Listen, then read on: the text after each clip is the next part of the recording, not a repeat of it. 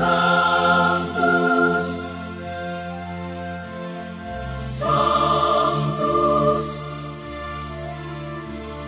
Sanctus Dominus Deus Sabaoth. Salam jumpa kembali saudara-saudariku yang terkasih dalam Tuhan kita Yesus Kristus. Salam sejahtera untuk kita semua. Berkat Allah yang Maha Kuasa senantiasa menyertai kita. Hari Selasa tanggal 17 Januari tahun 2023 adalah peringatan wajib Santo Antonius Abbas. Antonius lahir tahun 250. Ia berasal dari keluarga yang kaya raya.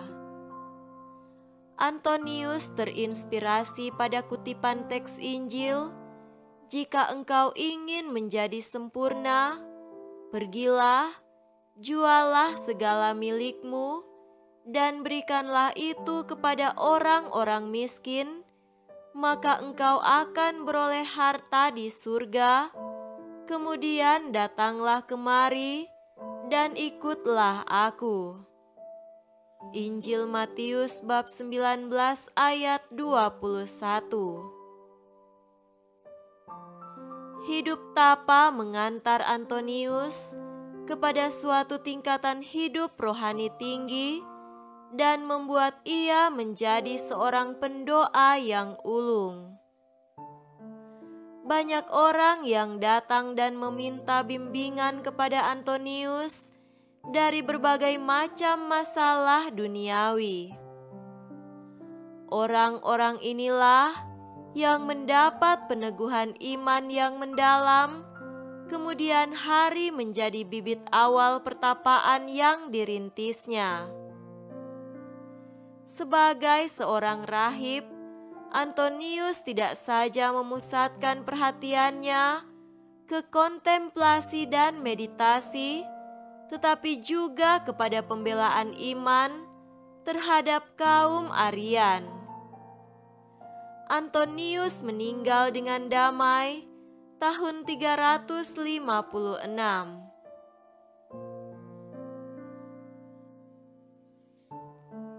Marilah kita mendengarkan dan merenungkan bacaan-bacaan kitab suci.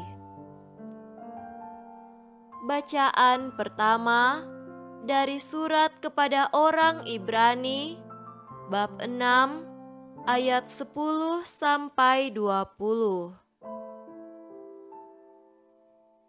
Sebab Allah bukan tidak adil, sehingga Ia lupa akan pekerjaanmu dan kasih-Mu yang kamu tunjukkan terhadap nama-Nya oleh pelayanan kamu kepada orang-orang kudus yang masih kamu lakukan sampai sekarang.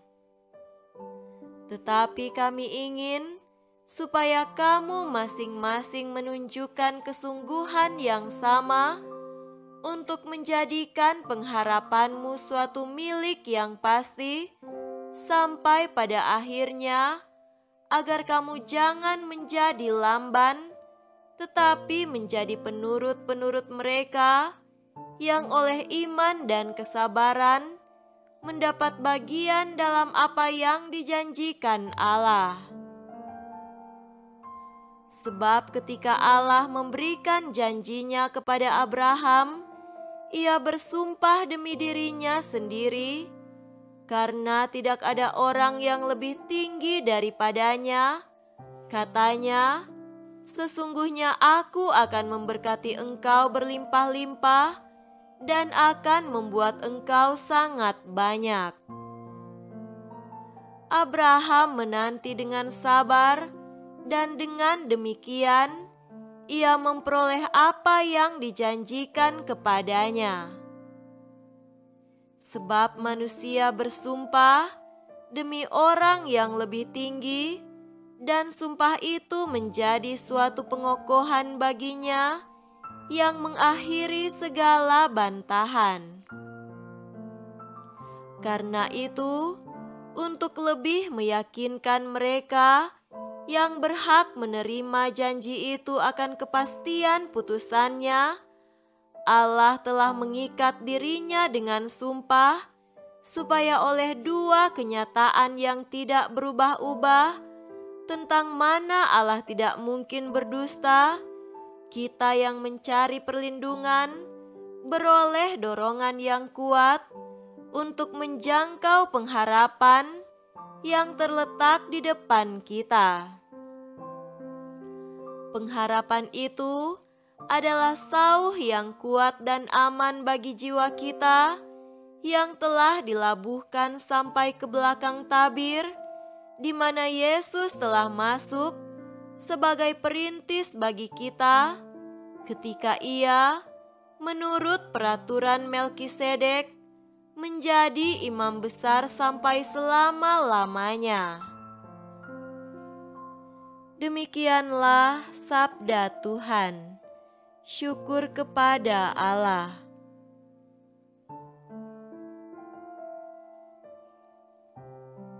Semoga Tuhan beserta kita sekarang dan selama-lamanya. Inilah Injil suci menurut Markus. Dimuliakanlah Tuhan. Injil Markus bab 2 ayat 23 sampai 28. Pada suatu kali, pada hari Sabat, Yesus berjalan di ladang gandum, dan sementara berjalan, murid-muridnya memetik bulir gandum. Maka kata orang-orang Farisi kepadanya, "Lihat, mengapa mereka berbuat sesuatu yang tidak diperbolehkan pada hari Sabat?" Jawabnya kepada mereka, "Belum pernahkah kamu baca apa yang dilakukan Daud ketika ia dan mereka yang mengikutinya kekurangan dan kelaparan, bagaimana ia masuk ke dalam rumah Allah waktu Abiatar menjabat sebagai imam besar, lalu makan roti sajian itu yang tidak boleh dimakan kecuali oleh imam-imam, dan memberinya juga kepada pengikut-pengikutnya?" Lalu kata Yesus kepada mereka, "Hari Sabat diadakan untuk manusia, dan bukan manusia untuk hari Sabat. Jadi Anak Manusia adalah juga Tuhan atas hari Sabat." Demikianlah sabda Tuhan. Terpujilah Kristus.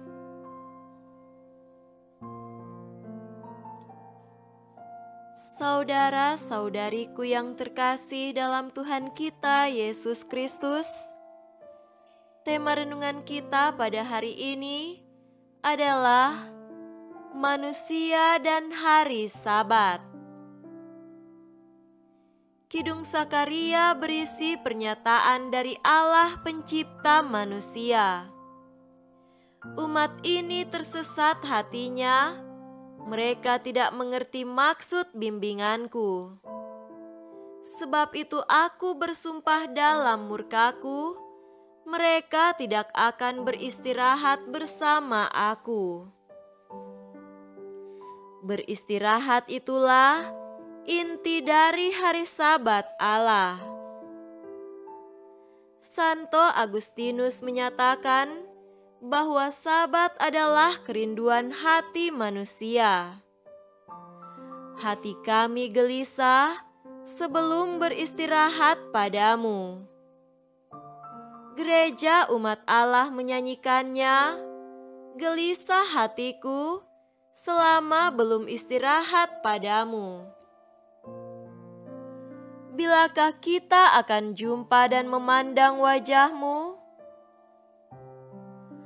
Saudaraku terkasih, hari Sabat adalah poin kebenaran iman yang diperdebatkan oleh Yesus dan para pemimpin agama Yahudi. Para pemimpin Yahudi mengajarkan bahwa Sabat adalah hari yang sudah ditentukan dengan aturan yang ketat dan rinci.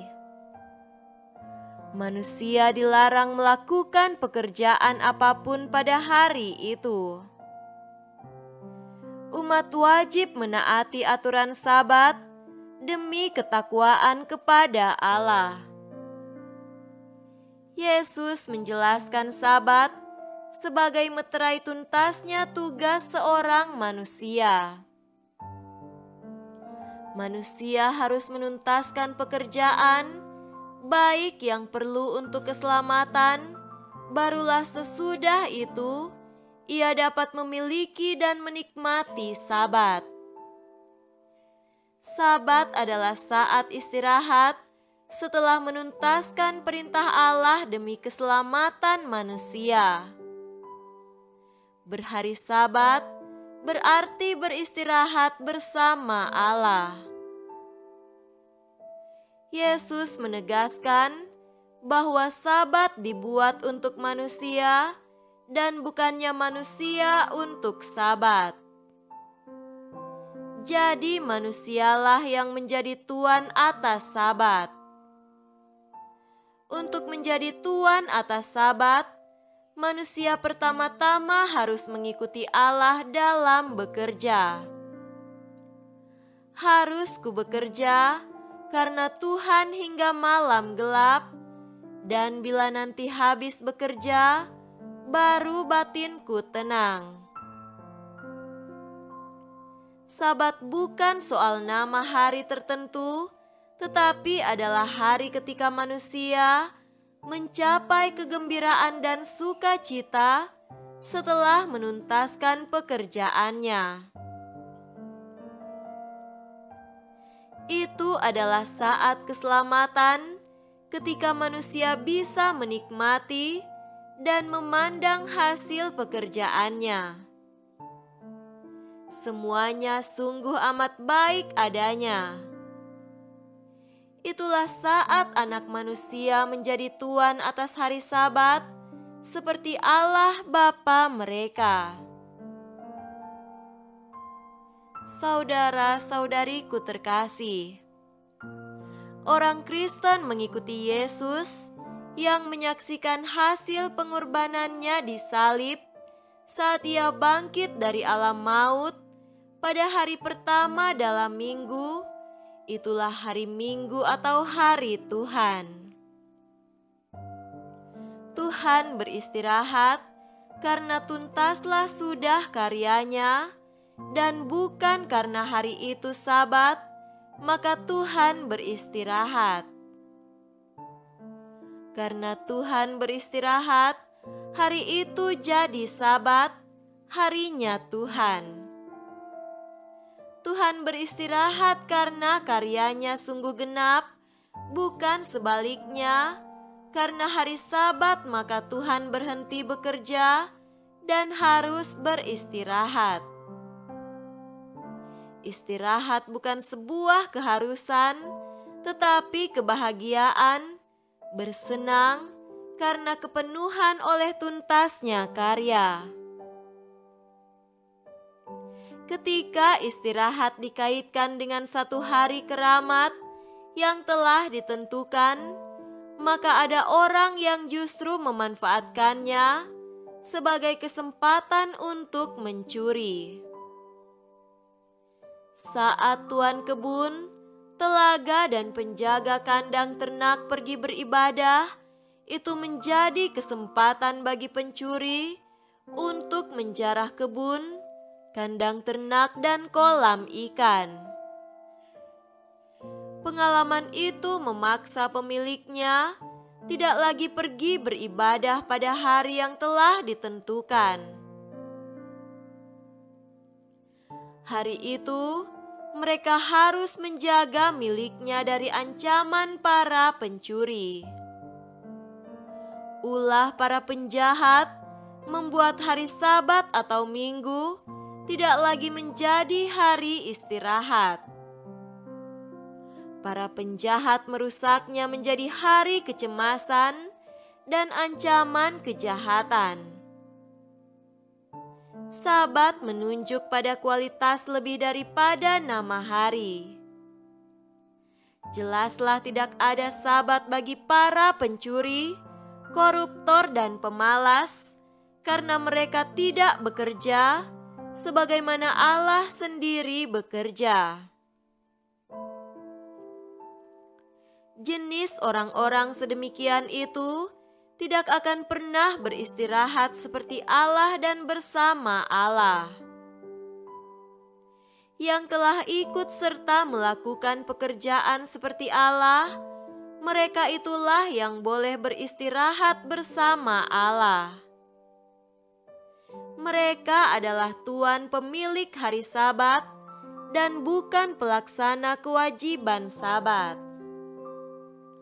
Karena itu, orang Kristen menyebutnya hari Tuhan, yakni hari kesukaan putra-putri Allah yang mengikuti Bapa Pencipta.